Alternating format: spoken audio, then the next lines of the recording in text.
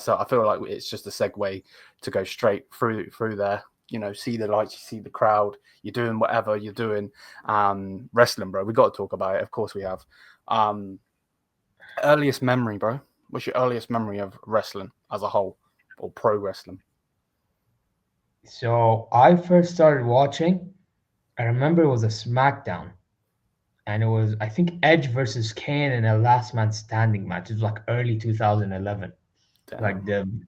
this What was way to like the start? Vicky Guerrero, Dolph Ziggler, and all them crappy days. You know. Yeah. Obviously, from then, as a whole, of course, lots of things have happened. We've had the Yes movement. We've had, obviously, the Bloodline segments that are happening now. You've got Cody versus The Rock and so on and so forth. That's obviously modern day era, especially that stuff I'm talking about there. But like, who's your favorite growing up? This is gonna be weird because obviously I said I watched from 2011, and I was gonna say quickly before I answer that question because I think cut off from there. But um, yeah, I actually started to believe that it got more like I started to realize that it's more scripted as it went because obviously as I grew older, you start realizing things and all that, Yeah, and I started to look at it in a more, you know, scripted perspective rather than like, oh, you know what, he's a baby face, I'm cheering him.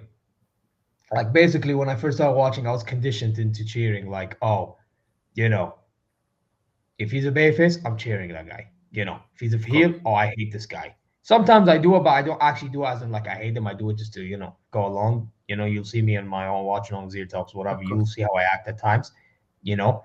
But I'll be real about the situation. But in regards to my favorite growing up, I'm not gonna lie. Obviously there are guys like John Cena, Randy Orton, and those are two of my favorites. But my number one guy, the dead man himself, man, the Undertaker.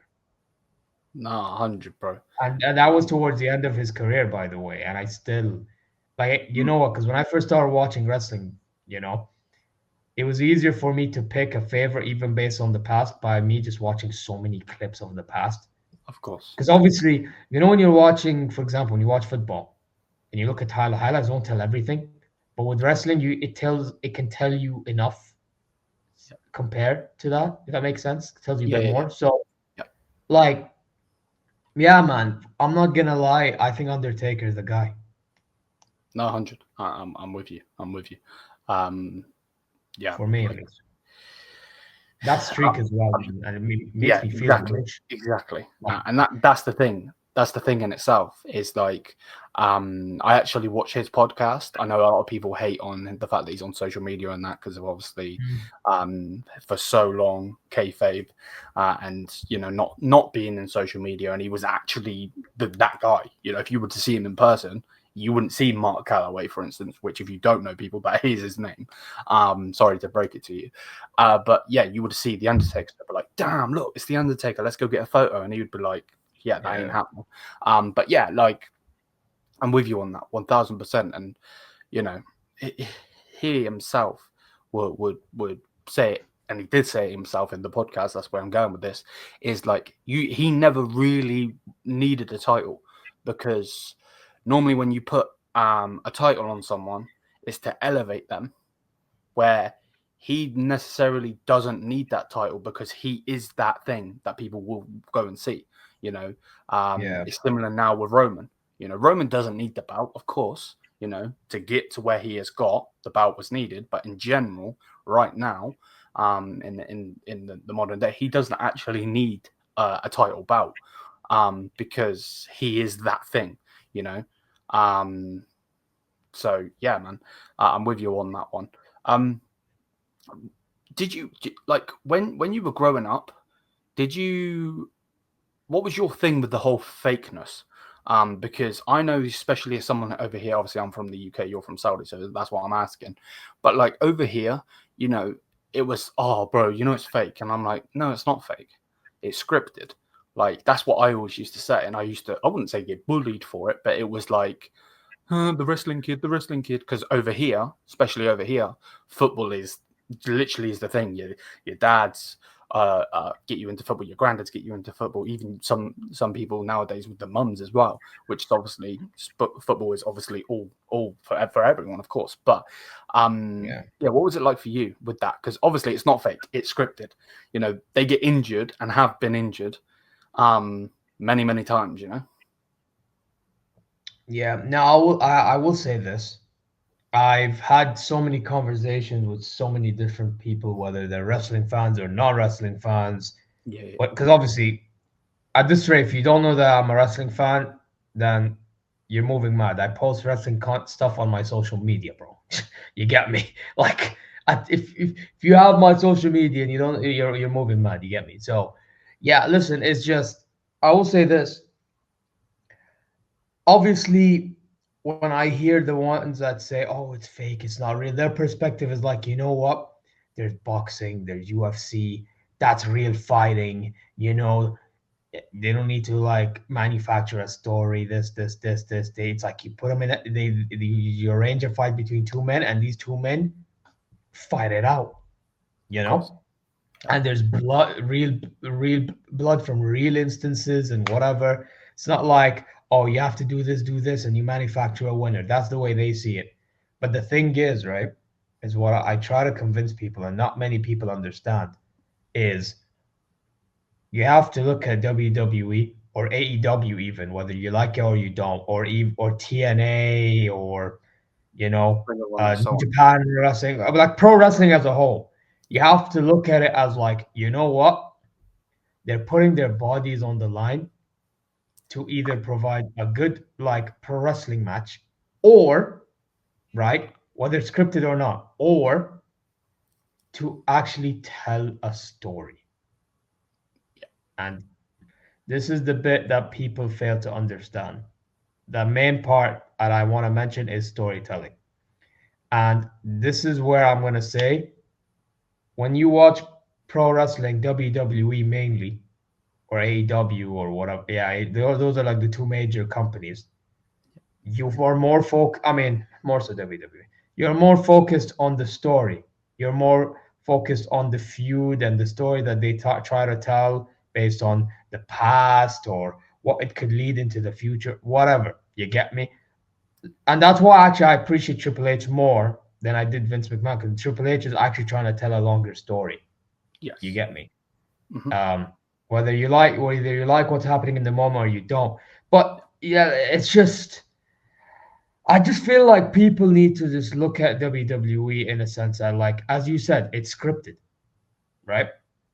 And I also say this, yeah, you'll see some people like fake punch, fake kick, you get me, and it looks stupid.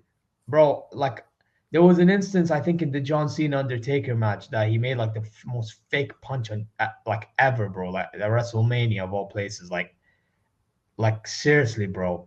That is just not a good look for somebody that don't like WWE, you know what I Of mean? course. I hate So that. Yeah.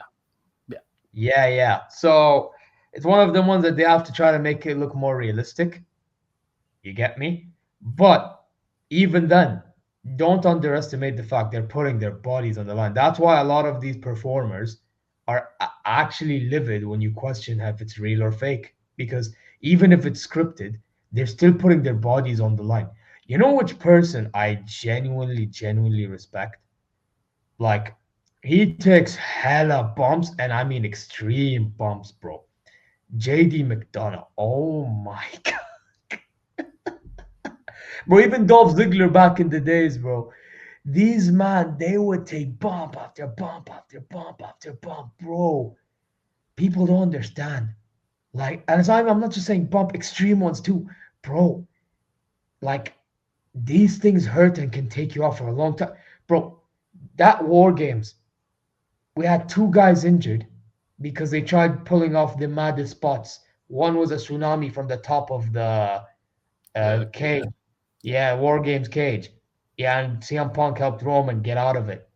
And then Jimmy Uso did the splash through the table. I don't remember who it was, but he splashed somebody, right? And he broke his toe. And what Bronson really broke his ankle. Like, these weren't supposed to happen in the script. They actually got injured. They actually got surgery. Even what's his name, Tangaloa got a surgery on his bicep.